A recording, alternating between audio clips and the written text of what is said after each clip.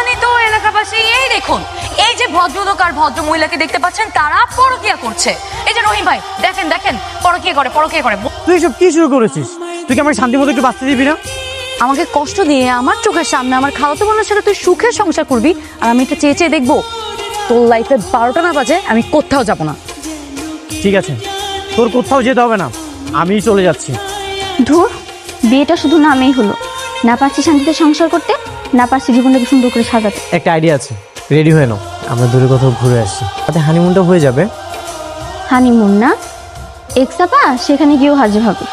কি যে বলো না তুমি, ওকে কি জানিয়ে যাবো নাকি? হ্যালো জাপান ভাই, শুনেন, আজকে রাত 12টার পরে একটা ছেলে আর একটা মেয়ে যাবে হচ্ছে। কি করতেছেন আপনারা? এই গাছে সব খাই হলো। কি ভেবেছিস তোর এই হুঙ্কারে আমি ভয় পেয়ে যাবো? দেখেন, আপনি তো আমার ভাইয়ের মতো, তাই না? প্লিজ আমাদের ছেড়ে দেন। দিলি তো বই নিমন্ত্রণ কইরা। এই কি অবস্থা, তুই নাগা সামনে শুনে গেছিস কেন? বাবা চিন্তায় করে ধরেছিল, যা ছিল সব নিয়ে গেছে। ভাগ্যিস ওনাদের ভাই বানাইছি, তা না হলে এই হাফ প্যান্ট আর স্যান্ডেল গেঞ্জি থাকতো না।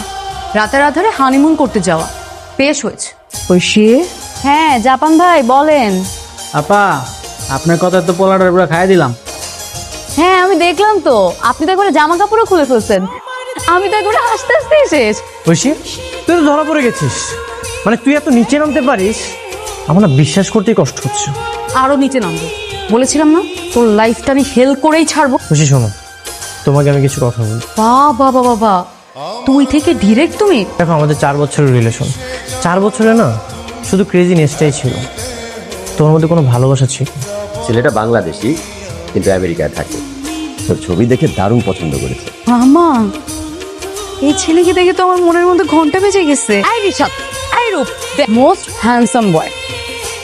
কে এটা? আমার ফিয়ান্সে, আমেরিকার সিটিজেনশিপ, অলসো নাসাতে জব করে। কি হিংসা হচ্ছে?